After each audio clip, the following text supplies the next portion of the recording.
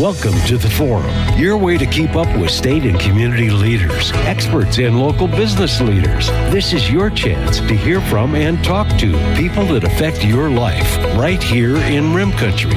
You can express your opinions by calling 474-2427. And remember, the comments and opinions of guests and callers are not necessarily the opinions of KMOG.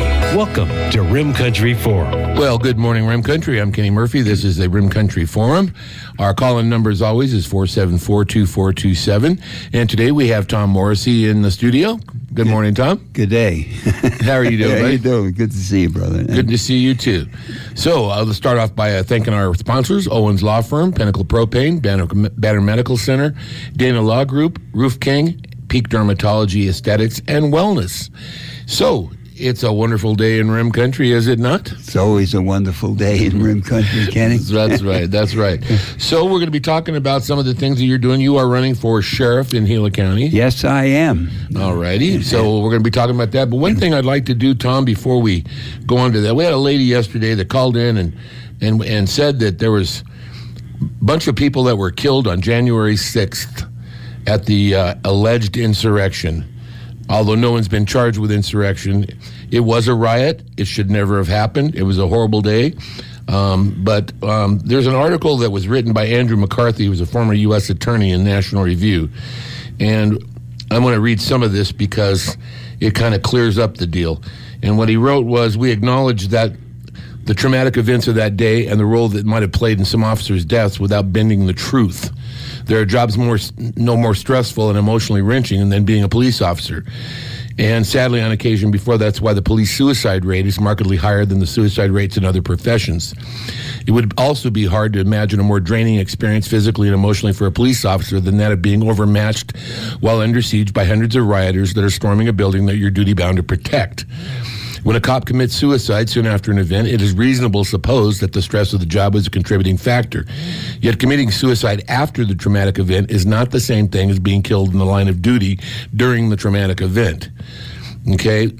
First, the bottom line is that the number of police officers killed in the line of duty on January 6th is 0.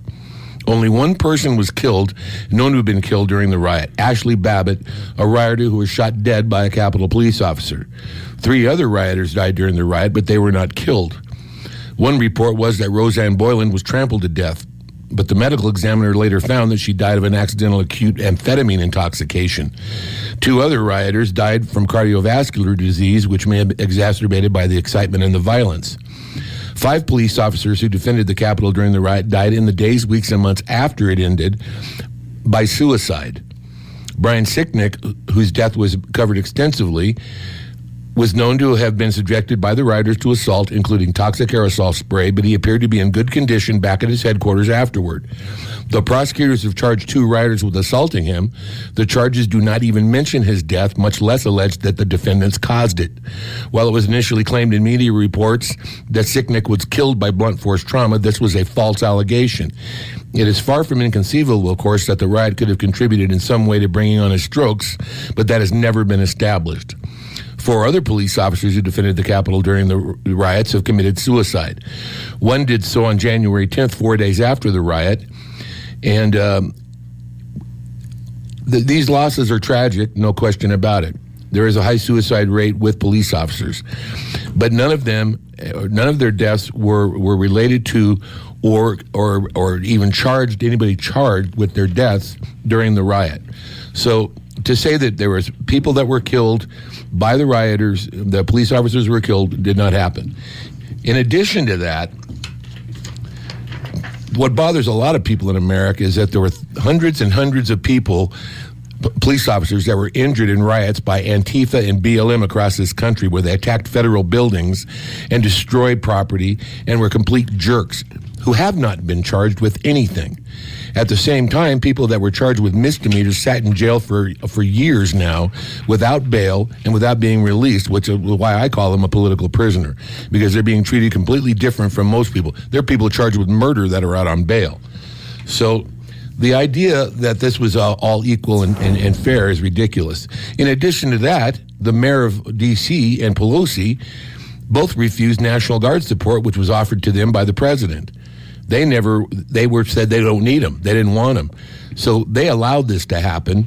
And while there's no excuse that there's people that rioted and that broke things that should not have been in there, the bottom line is this, is that these people were being treated unfairly, that a lot of people have been convicted and are doing time that probably deserved if they assaulted people and whatever they did. And it was a horrible day for America. It should have never happened. But that's the facts. And I just want to make sure that that's clear. So when people say that there was dozens of police officers killed during that day, that's just not true. All right, we have a caller. Good morning. Welcome to Rim Country Forum. Who's this? This is Ken. Hello? Go ahead. Ken. Is your radio on? Yeah, no. Okay, go ahead. This is Ken. I have a question for Tom. Okay, go ahead. Go ahead, Ken. Tom, Yes. what's the probability that we are going to proclaim Gila County as a Second Amendment sanctuary? Well, I did. I proclaimed Payson as a Second Amendment sanctuary when I was the mayor. I don't know, we're getting a lot of squelch there. I am absolutely committed to the Second Amendment because without that, we don't have a country. We don't have a First Amendment. We don't have any of the guarantees that are in that wonderful U.S. Constitution of ours. So, as Second Amendment, we have a right as citizens to defend ourselves. If the Second Amendment laws are abandoned or subdued, then we're sitting ducks. And all you got to do is take a look at what happened in Australia. Take a look at what happens in the countries that have banned guns. And all of a sudden you have knife wielders and people getting killed by other than guns. I mean, more people die certainly from car accidents than die from gun violence. What are you going to do, ban the cars? I mean, it's totally illogical when people attack the Second Amendment. And that's why I served in the Army, to defend that. And that's why I spent 31 years in law enforcement to defend our rights. And in my own way, we can only do what we can do as people. But as long as I am the sheriff, and please God I get elected, I will stand in front of our community and protect us against any gun grabbing. And the sheriff can do it, and I will do it. All right, that answer your question? Very good. Thank you. All right, thank you, sir. Thank you, Ken. All right, well, we got joined here with Tom Morrissey by Mr. Jim Murr. Good morning, Jim. Hi, Kenny. How are you? I'm good, sir. How are you today? I'm good. Thank you. Good, good. And Jim is a double Purple Heart recipient. That's why I hang out with him. You didn't learn the first time? They were on the same day, They were on the same day? Oh, man. so I didn't have time to learn. Okay, well, God bless you. Thank you for your service. All righty. So, Jim and Tom, what's your background? You want to go a little bit about your background here that makes you qualified to be a sheriff of Gila County there, Tom? Yeah. Well, first of all, I'm a veteran of the United States Army. I was a rifleman, 4th Armored Division. I ran alongside the tanks, and I didn't get to ride in them. Then I was a chief deputy. Well, I was a deputy U.S. Marshal, and I rose through the ranks to chief deputy, and chief deputy for the Federal District of Arizona in the U.S. Marshal Service. When after my over 20 years with the Marshal Service, I was tapped by the governor and appointed into DES as a law enforcement presence, first as Inspector General, and then moved up in the ranks to Chief of the Office of Special Investigations. I was there for 11 years. So then I served as the mayor of Payson, and I was very involved with helping get resources for our police department and for the fire department. So they say once a cop, always a cop, and you walk like it, and you talk like it, and you look like it, and I see people react to me that way in a lot of different ways. So I have the experience at all levels. I've worked Federal government. I've worked for the state government. I've been in HR for the Maricopa County. I was the chairman of the Merit Commission Board there, which dealt with the police discipline matters. And as the mayor of Payson, very, very involved. You can't help but get involved whenever you see your guys, and I consider the police officers my guys and my brothers, are challenged in any way, and I just couldn't help but jump in. My wife will tell you that. I could be driving by a stop, a cop, police officer making a stop, and my tendency is to slow down and take a look and make sure he's not in trouble. Mm-hmm. And he or she, and it's just his natural instinct.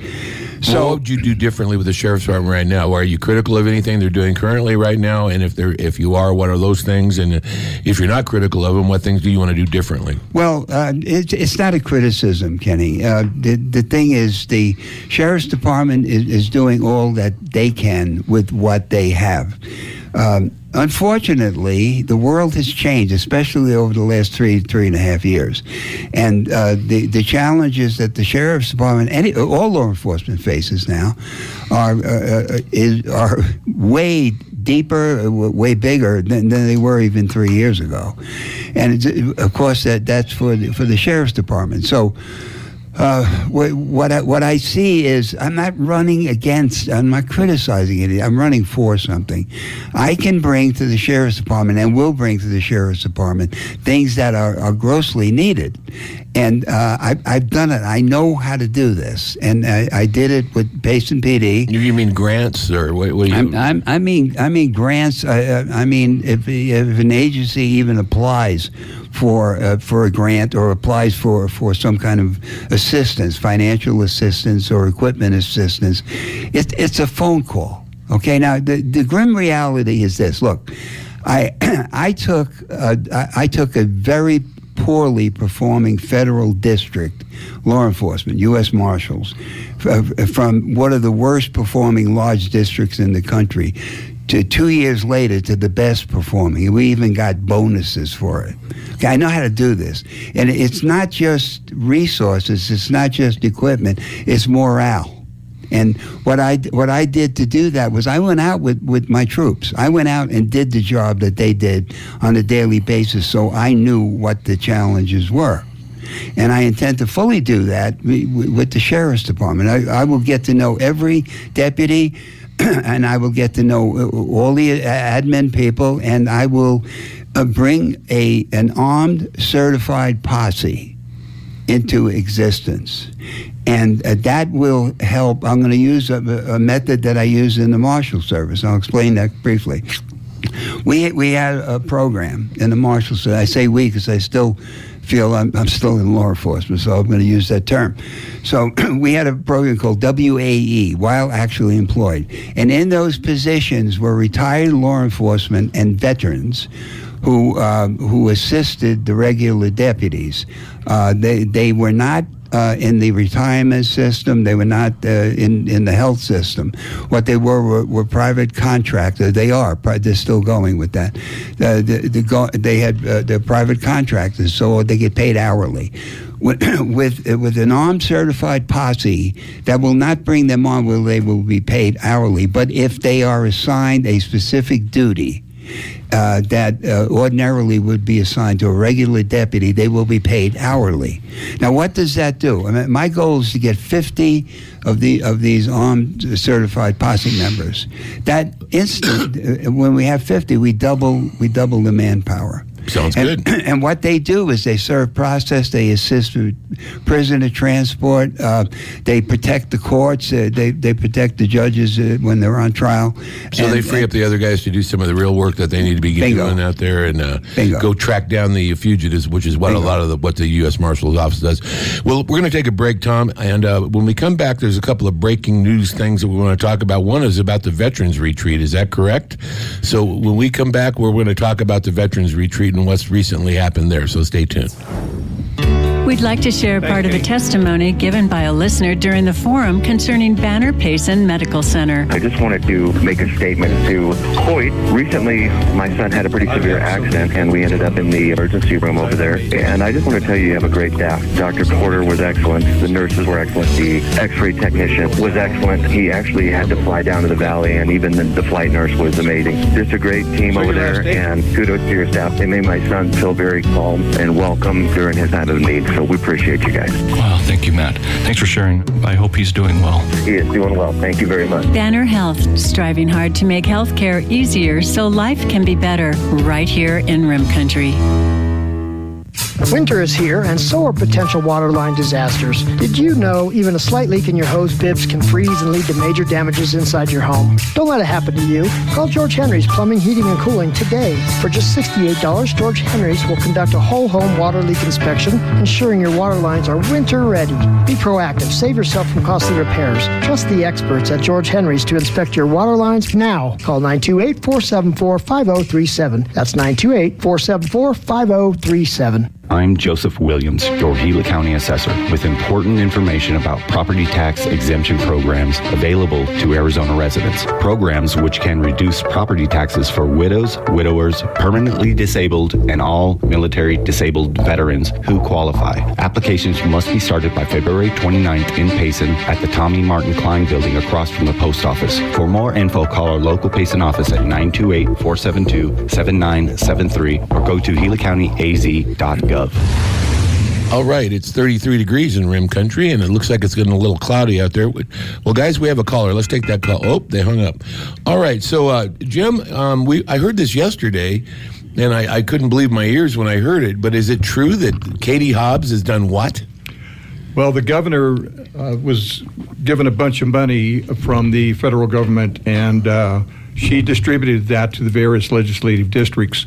Our legislative person, David Marshall, was able to get $3 million of that for the Pleasant Valley Veterans Retreat. There's a lot of people who don't know what that is, and if I can just take a second to talk a little bit about Absolutely. The fact that the Pleasant Valley Veterans Retreat is a 232-acre facility in the town of Young that was the former Tonto National Forest facilities up there. When Woody Klein was elected supervisor, he needed a place to camp out so he could do his business. So he went to them and asked for an office, and they said, well, not here because we're going to be moving out of here. We're going to go down to the new facilities in Payson. So he said, what are you going to do with this? He said, well, we're going to tear it down. We're just going to bulldoze everything down and get out of here. And so Woody contacted me and asked me what I thought about maybe doing a veterans retreat or something like that. We went up, we visited, we looked at it. Kenny is fabulous. It is pristine property that is just gorgeous. So we've been working on this now for about 5-6 years, and the federal government gave some fundings to the various states. Katie Hobbs gave it to the legislative representatives, and they in turn distributed it out. David Marshall distributed out $3 million for the Payson, or for the Pleasant Valley Veterans Retreat, and we were using that $3 million to repair some of the things that needed to be repaired in the facilities that were there, the barracks, the homes, and the grounds and stuff like this.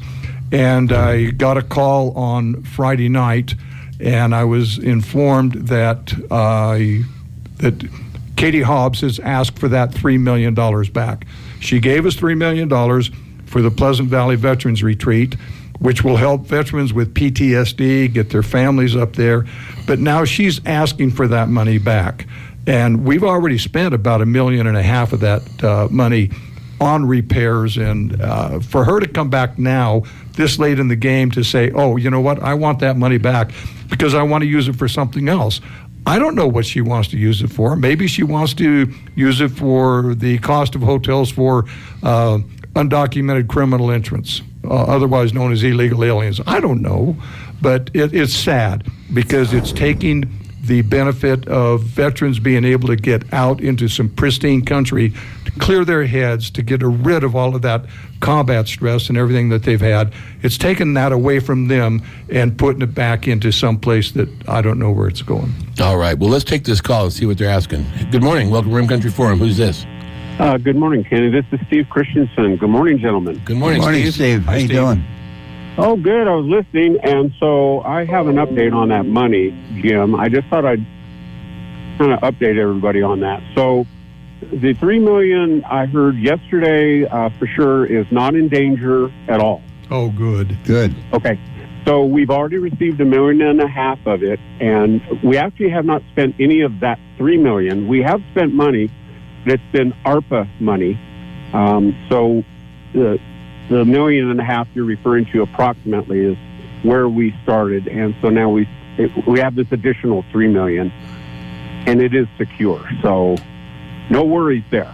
So, Steve, are you saying then that the $3 million has no danger of disappearing and going back? The governor called it back, so I'm confused.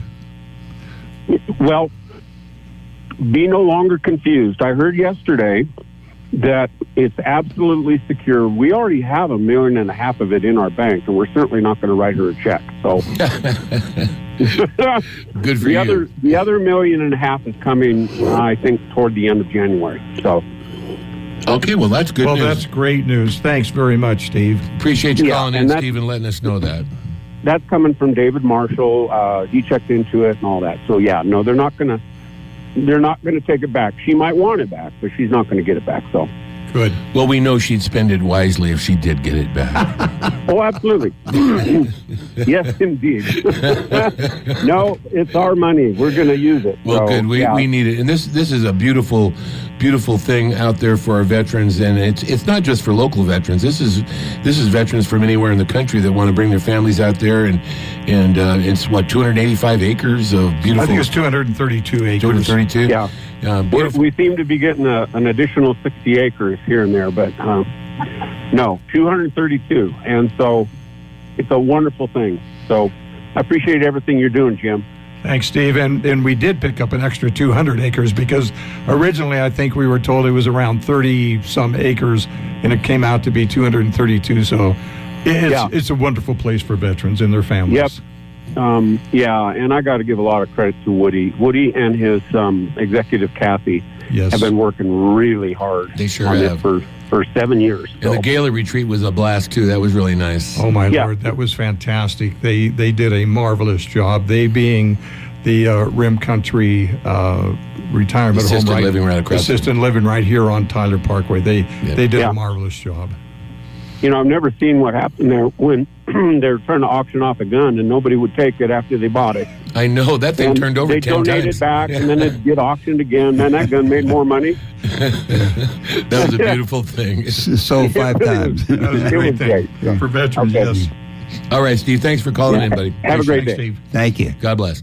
All right, well, I'm glad that's good news because I was very disappointed that when I heard that, and so we'll, but apparently they haven't completely lost their minds down in Phoenix. So yeah, well, that is good. That is good news. Okay, well, we're going to take a little break, Tom, and when we come back, we're going to be talking about some other things that you'd like to do for the Sheriff's Department, and maybe listen to something about a banner you got. The Home of the Brave is in trouble. You want to talk about that real quick, and then I'll play it? Well, it's a song that I wrote and has been used as a warm-up music during some of the Trump rallies when Neil Young cut him off from using his stuff. So I'll talk more about it, but we're going to come back with it, and if the lyrics aren't clear enough, I'll talk over them. Well, we're going to go out listening to it right now. Okay, great.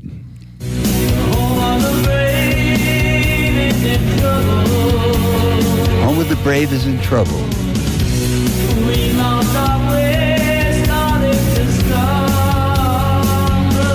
We've lost our way and started to stumble. That's why I'm running for sheriff. The The Dana Law Group will All right, we'll be educate right and back. guide you through the entire estate planning process. Wills, trusts, power of attorney, and probate representation. You know estate planning is important. Don't put it off. Having a proper estate plan means your assets will be dispersed according to your wishes. Consultation is free. The Dana Law Group, 431 South Beeline Highway. Set your mind at ease. Don't wait. Call them today. Dana Law Group, 928-445-4440. Alliant Gas Pinnacle Propane is Rim Country's longest-running propane company and number one source for safe, reliable propane service and delivery throughout the area. Their many dedicated and experienced customer service representatives are ready to assist you 7 to 5 p. Monday through Friday with after-hours on-call and emergency service readily available. Propane is safe, economical, and environmentally friendly. Alliant Gas Pinnacle Propane, 474-2294. Remember, be safe and call 811 before you dig. Are you aware that merely possessing a last will and testament doesn't prevent the probate process? That's correct. To steer clear of probate, it's essential to take additional steps beyond having just a will. As we step into a new year filled with uncertainties, it's crucial to ensure that your loved ones won't face unnecessary complications in the event of a tragedy. The Owens Law Firm is ready to help you create a tailored estate plan that suits your individual requirements. Don't wait any longer. Reach out to the Owens Law Firm at 472-4303 to arrange a consultation or visit owenslawaz.com. All right, 34 degrees in Rim Country. In studio, we have Jim Muir and Tom Morrissey, former mayor of Payson, former U.S. Marshal, the chief deputy for the U.S. Marshal Service in Arizona, and former chairman of the Republican Party here in the state of Arizona, right? Yeah. Yeah, you've been a busy little boy all of your life. I look back on it. I say, yeah, I kind of was busy at different times. But as my wife will tell you, I get bored easily, so I try to keep myself active. And my motivation for running for sheriff, ladies and gentlemen, is simply this. Our country is in trouble. And now the song you heard before we went into the break, The Home of the Brave is in Trouble, is a tune I wrote back in my days with actually I'd written it after the Ohio Express thing. I was writing songs for Ray Charles and Richie Havens and Brooke Benton and people like that. So my songwriting stream continued, and I started looking at how music impacts folks and motivates people. And so I wrote The Home of the Brave, and the chorus line is, "The home of the brave is in trouble. We've lost our way and started to stumble." So what makes this kind of fun is that I had a banner that was up on 260, and it was a political banner, but it was on private property, and that's a First Amendment issue. So friends of mine, the owners of the Payson campgrounds, put it up on their property. Well, a self-appointed sign czar, who will go unnamed right now. Oh, you don't want to name him? No, I can't because I don't have proof. Okay. But made a complaint about it, and so the town notified me, and the town code officer, who's a really nice person, not trying to hurt me in any way, just said that it couldn't be up until 71 days before the election. However, I consulted an attorney and was told that it's a First Amendment right that on private property you can put anything you want to put as long as it doesn't interfere with traffic or it isn't offensive. Now, maybe the person who complained found it offensive that I'm running for sheriff, and well, okay. So what I did was I took the sign down because they didn't want to put the folks who owned the campgrounds through a trial thing, and I put up a banner that says, quote unquote, "The home of the brave is in trouble." And we are indeed in trouble. And under it, a song by Tom Morrissey. So that's up there now. And then I get informed by the town code that I have to have a banner permit, and I have to pay a fee to do it, which I'm more than willing to do. There's a banner permit now? The banner permit, yeah, $50 to do it, but it's fine. Okay. Yeah, it's $50 fine. Not a fine, but it's a fee, and I have no problem with paying it. If that's the town code, so be it. But the thing is, when you get into these political campaigns, and everything comes out. I think that it's a blood sport. And I'm not a politician. I don't know how to be a politician. I'm an elected official and a public servant. And the way that I see myself serving my country, which is the home of the brave, and it is indeed in trouble. And if anybody thinks it's not, where have you been, folks? If you don't think it is in deep trouble. And I'm doing my part to express that, but I'm doing my part as and hopefully as a sheriff. The sheriff has incredible power, and when the sheriff is protecting the people, and the sheriff can, and this sheriff will, if God blesses me to be elected sheriff, has the power to negate anybody trying to come in and take away our Second Amendment rights. And that was brought in by the framers. I am an originalist. I believe in the Constitution as it was written. An originalist, and that is there to prevent tyranny of our government, to protect and in that woven into that is our ability and our right to defend ourselves and our families. And that right is not specifically in there because that's a God-given right. That's a God-given right, but it's in the spirit of the Constitution. Absolutely. The pursuit of happiness. And it's so the framers laid it out, and that Constitution has what has made this country the great country that it is, and it's a blessing from God. But with that blessing comes a responsibility, and I'm meeting it with my way of meeting that responsibility. Law-abiding citizens that own guns aren't the problem. It's the criminals who do it. And Chicago, New York, they have the tightest gun control laws in the country, and look at their murder rate. It's insane. So, well, let's take this call, Tom, and see who's on here. Good morning. Welcome to Room Country Forum. Who's this? Good morning. This is Joe. Hey, Joe. Good morning. Good morning, Joe. I always like to have the opportunity to say hi to Tom when he's on. He's such a great guy. And, I know why he didn't win as mayor and stay as mayor. And I know the answer to that. What is that, Joe? God had something more important for you to do and greater things for you to do. And being sheriff for Gila County is a great more importance than being one of the mayors that have to listen to all of the 10. How many are on the board? Anyway, 7 altogether, including the mayor. You've got a much better place to be, and God's blessing you because of all the things you've done. And you mentioned, I don't know how many times already, God's name on this program, and He's going to bless you for that, my friend. And I hope you win, and God bless you. Thank you, Joe. There's not a New York coalition here, is there? Well, it does sound like that. I think Joe's from Brooklyn. I can't remember, Brooklyn or the Bronx. Well, a lot of people that come from Brooklyn and the Bronx, they thought, hey, what are you doing? Good morning. Welcome to Room Country Forum. Hi, this is Don. Hey, Don. Hey, Don.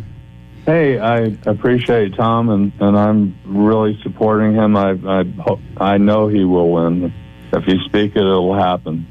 Hey, I am interested in Tom's plan to get more patrol sheriffs out, or deputies out on the road or for recruiting, and also if he has any ideas on how to increase their salaries so we can keep patrol sheriffs or deputies, in the county, and so we can get rid of the crime that's out there. Yeah, that's my question. All right, thank you. I'll listen. Thanks. Bye. Thank you, sir. Thank you, Don. It's good to hear from you. It's a good question, and it does enable me to segue into what I was going to say. Yes, I can. Number one, it's not usually it's not a funding problem. It's the way the money is spent. Now, I'm looking at things, and I'm doing things outside the box. For instance, number one, I will do everything I can, and I believe I can, sincerely, raise the salaries of the deputies, usually of everybody that's working in the sheriff's department. How do I do that? Okay, I go out for grants. And my buddy Jim here just reminded me to say this. When I was mayor, I was able to get over $40 million in grants working with Senator Sinema. And what that money was for and is for is treating the forests that surround the town of Payson and the C.C. Cragen water system. And that was a couple of phone calls to the senator, a justification proposal by me to her, and lo and behold, boom, we got it. And that's the way this stuff is done, folks. When I was chairman of the Arizona Republican Party, I was not a typical I'm not a typical Republican, okay? I'm a patriot. And I am a Republican because that party, I believe, serves the country best. But I am my own man. And what I did during that time, it was 2 years. It was a very difficult job. The chairman doesn't get paid. Everybody around him does. But it was, and my wife and I really, we were a team. We worked together. My wife Chris and I, and we accomplished at that point in time, for those 2 years of my term. It was a historic moment. I was told that by the New York Times, folks, when they interviewed me after the election of 2012. We had the most successful election cycle in the history of the state. It never happened before, and it hasn't happened since. Well, we need it again, by God. We need to get, but you know, the way we did it was inclusion. I welcomed in the Latino community, number one. I had the support of Herman Cain, Sheriff Joe Arpaio, Ted Nugent, Steven Seagal at the time. They all came in and did fundraising events that enabled us to stay afloat. We wound up, I had inherited a $100,000 debt when I came in, paid it off, and there's so many things. I can't keep going on. But the reason I'm telling you this is I made connections then. And the people that I became friends with are in power now. They're still around. They're around, and they will help. All right. Let's take this call, Tom. Good morning. Welcome to Rim Country Forum. Who's this?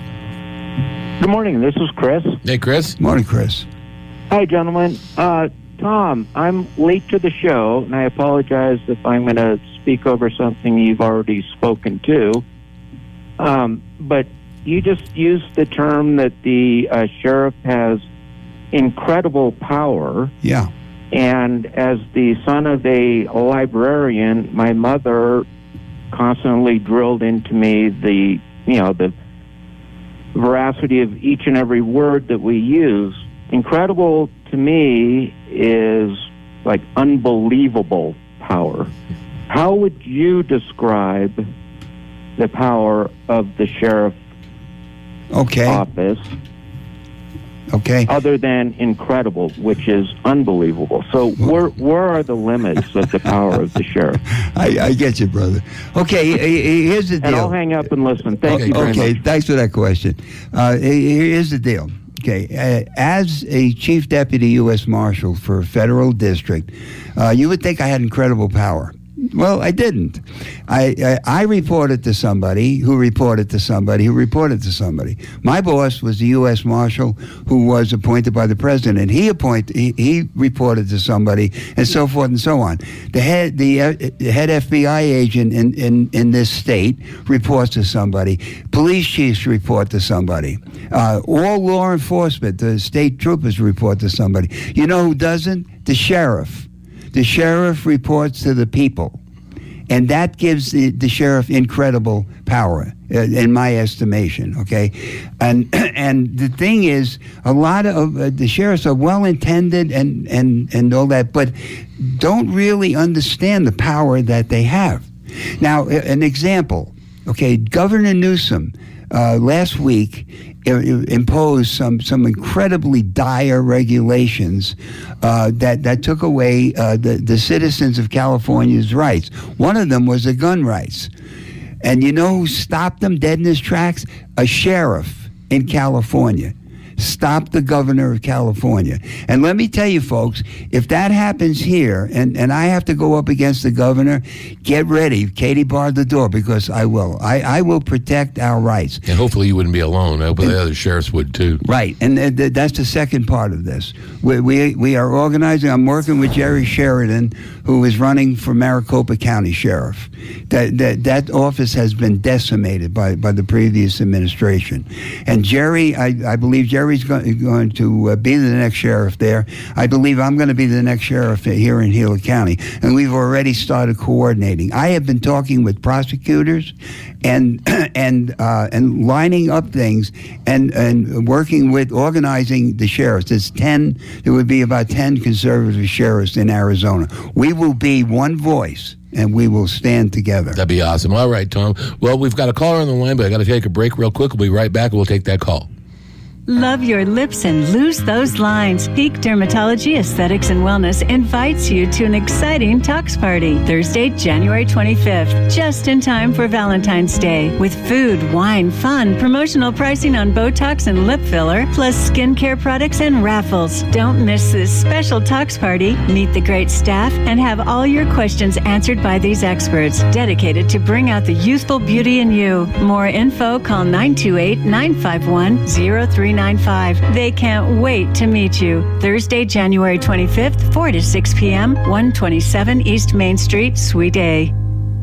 Is your computer going haywire? Smart Systems has a team of highly trained technicians who will diagnose and troubleshoot hardware and software issues, viruses, malware, and any other technology issue in your home or office. Drop-off service also available. Call them. They'll come to you.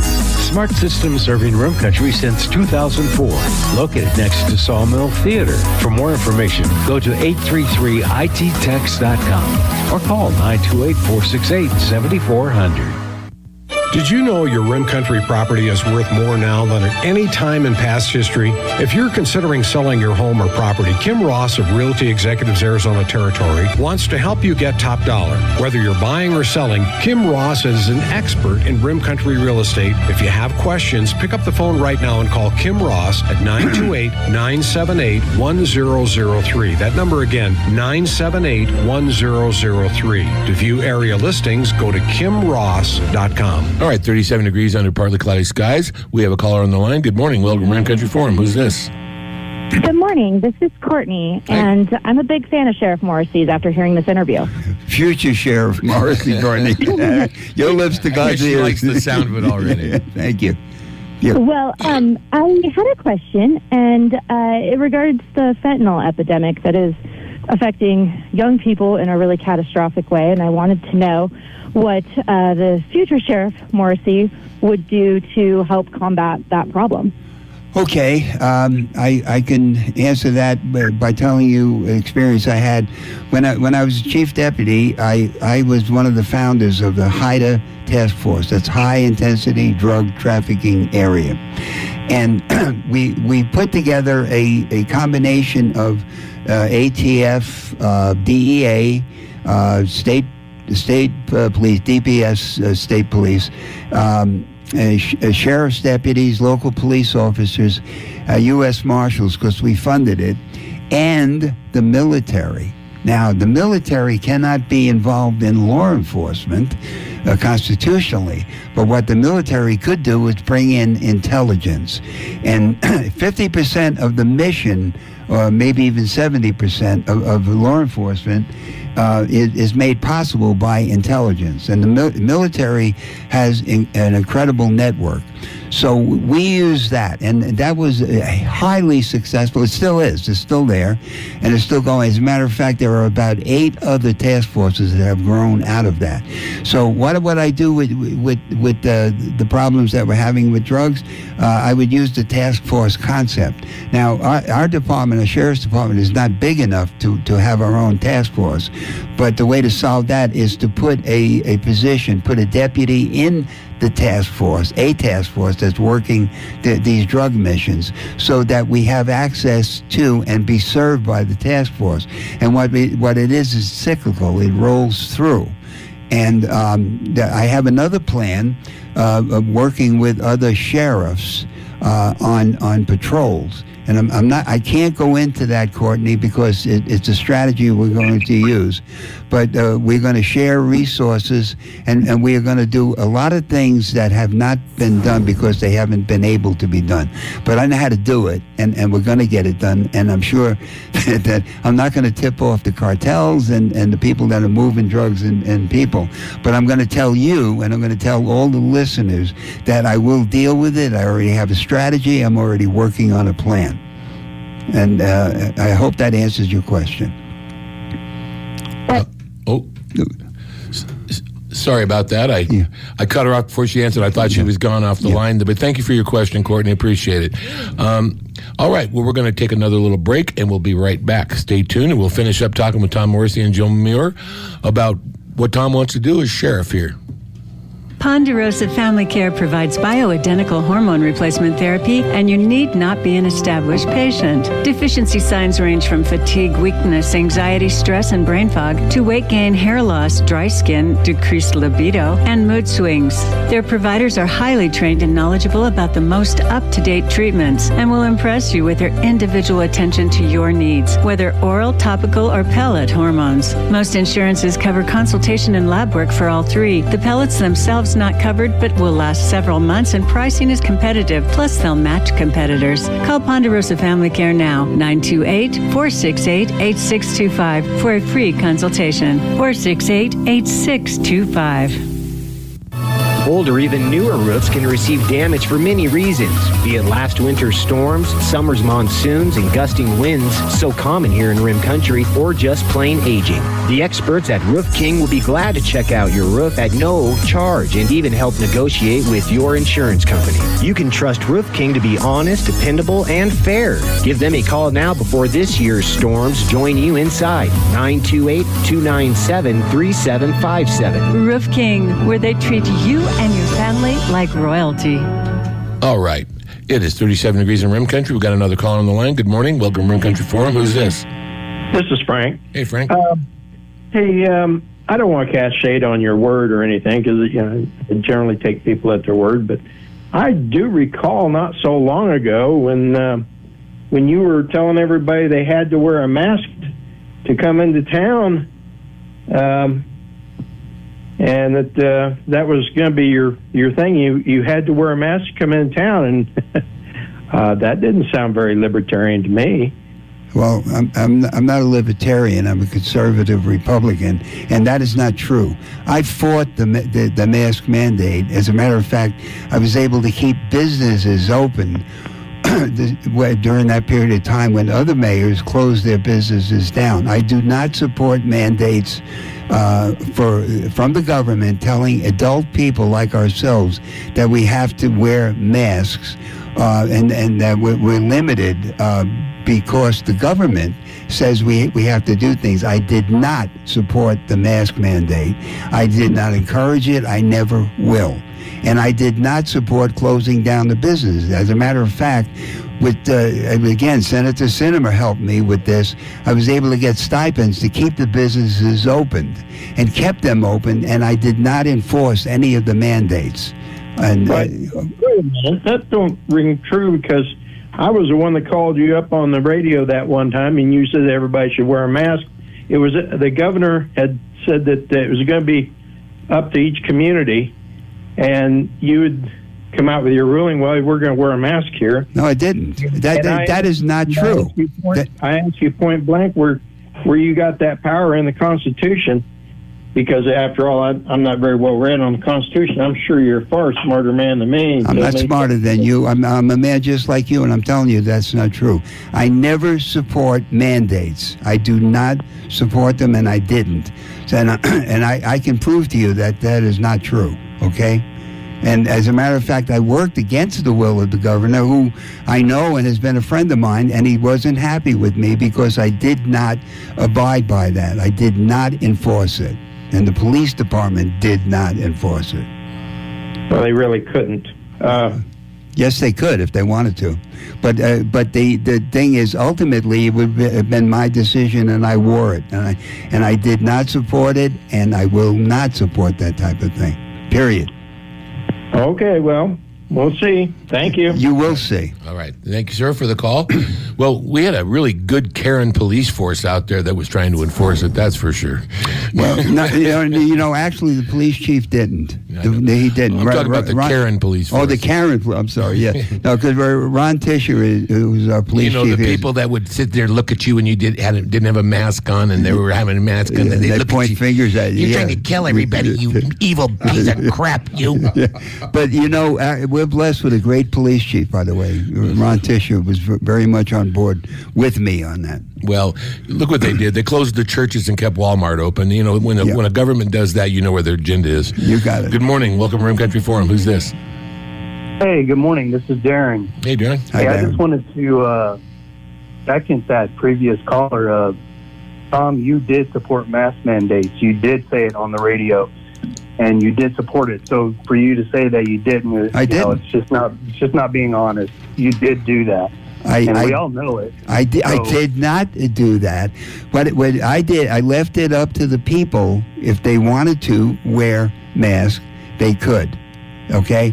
Now, I left it up to them. That's just not true. That's just not true. You supported mask mandates. Well, you need to go back and look at your history and look at what you said. I'm speaking. I'm speaking from my history, and I'm telling you, I did not support a mandate. I don't support them. Naturally, I don't support them. Well, did the town do a mandate for wearing a mask? Yeah. Yeah. Well, you want to know something? He couldn't, but he definitely was pushing for it. Okay. No, I was not. I was not. Jim, you were sitting right next to me, and you could say yes, or I'll say no. But I'm telling you no, and you say yes. So we'll agree to disagree. I wish we could bring up the past KMOG forum recordings because you actually did. Okay, well, I'm telling you I did. Okay. And I just want to let you know, when you use the word inclusion, you got to be careful because you're using the words of the liberals who support DEI. And yeah, of course we should hire people based on merit, not based on the color of their skin. Right. No, did I say anything against that? What I said inclusion was I included the Latino community into the Republican Party. It was not governmental policy. And the Latino community are everything that the Republicans claim to be. They're family-oriented, they're work-oriented, and they're patriotic. And I welcomed them in, and they came. That's what I'm talking about. I agree with that. I agree with that. Okay, well, thank you for agreeing with something. Look back at your history. You definitely supported mass mandates. Well, I will not be supporting you for sheriff. Well, I don't, and you honor me by not supporting me for sheriff. I don't really want your vote. All righty, thank you for the call. Appreciate it. All right, well, we got a little disagreement there on whether you said it or not. You might have been following the recommendations of the government. I don't know. I mean, I don't know how a town can mandate it unless you had a vote of the council to do it. But I left it up to the people, and it was up to them. But I did not force people to. You know what happened when this all started? My wife and I were down in Scottsdale for a weekend, and we had to wear a mask everywhere you went, including into your own bathroom. And those 2 days that I walked, I got, as a result of that, of wearing that, I got pneumonia from wearing the mask. So I was naturally opposed to wearing masks. I don't believe in them. Okay. So all right, we got another caller. Good morning. Welcome to Rim Country Forum. Who's this? Good morning, Kenny and Tom. This is Bob. How are you folks? Hello, Bob. Hi, Bob. Hey, question. These are dangerous times, as you said at the beginning of this conversation today. And I got the big what if here. And what the sheriff can do about the what if. In desperate times, desperate men sometimes do evil things, okay? Yes. What if people are panicking, they declare martial law for whatever reason? I can think about 10 different reasons why that might happen. And they abandon the Bill of Rights. What could the sheriff do in the town of Payson? Would you enforce that martial law, or would the police have power over you? And if you and the police chief here in town disagreed on that situation, does the sheriff have power over that administration? According to the Constitution, the sheriff is the highest law enforcement officer in the county. Now, that is law enforcement. Now, the county attorney has the ultimate authority, okay? It would be, I think it would be shared power between the sheriff and the county attorney. And we happen to have a great county attorney. But the thing is, the sheriff is over the law enforcement, including outside agencies. If the FBI came in and were doing something that was not constitutional, the sheriff can tell them to pack their bags and leave. It just comes down to that. Because ultimately, as I said before, the sheriff reports to the people, and the people decide the authority of the sheriff based on the Constitution. Right. Exactly. That's what I kind of thought, and I do appreciate your comment. Remember, also being an intelligent human being and a patriot, that grants are a form of taxation on the people. We're $34 trillion in debt. Just keep that in mind, please. You guys have a great day. All right, thank you, Bob. Appreciate it. Well, we're at the top of the hour, Tom. Any final thought you have here before we go? Well, let's take this one last call. Let's see what we got here. Good morning. Welcome to Rim Country Forum. Who's this? Hey, this is Common Sense Betty with a horse in it. Just a minute. Okay, doggone it. What I was going to do is, well, let me give it one more try. And we're at the top of the hour, so make it quick. Okay, I think this will do it. I see Tom all the time in the Republican Party activities, and I just want you to know that he never mandated a mask, nor did we ever mandate or tell anyone to get a COVID shot. Now, that's the way Tom was, and I don't know where these other people got their information, but Tom never mandated a mask. Thank you, Betty. Thank you for saying that. All right. Well, thank you, Betty, for clarifying that from the Republican Party standpoint. Appreciate that. Okay. Can I just finish with the real quick? Yeah. Okay. The thing I'm also going to be very, very active in protecting voter integrity. I see irregularities, and I already have a plan and a strategy in place to deal with it. And I will bring the one missing ingredient to the table that has been stopping us from getting that. The people in Payson, you know me, and you know me by my record, and you know I will do what I say I'm going to do, and that is I will protect the county. At all costs, I will protect the county. I have nothing to lose, and I am doing my part to restore to take our country back. Our country's gone. Now we need to take it back, and we will take it back. All right, Tom. Well, thank you for being here. Thank you, Jim, for being here. Appreciate it, guys. I want to thank our sponsors, the Owens Law Firm, Pinnacle Propane, Manor Medical Center, the Dana Law Group, Roof King, and Peak Dermatology, Aesthetics, and Wellness. I will be gone for the next 10 days. I'm doing an exercise for FEMA and the Army in Washington, so I will be covered tomorrow by somebody. I don't know who he's covering, but we will have Andrew Costanzo on here. He's running for representative in Legislative District 7, and I'll be immediately followed by the Diner with Brandon Iron. Thank you very much, Rim Country, for listening, and God bless America. Serving all of Rim Country, Gila County's #1 rated full-power commercial radio station, KMOG Payson.